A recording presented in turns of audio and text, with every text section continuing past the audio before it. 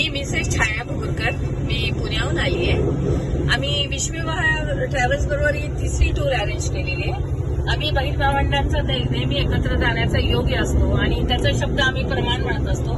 माझा भाऊ डॉक्टर देशपांडे आणि बहिणी डॉक्टर ज्योती देशपांडे हे अंबेजोगाईला असतात आणि त्याचं नेहमी असं असतं की छाया घराच्या कामाव्यतिरिक्तही आपण स्वतःला थोडा वेळ दिला पाहिजे ना, आपण नक्की जाऊया.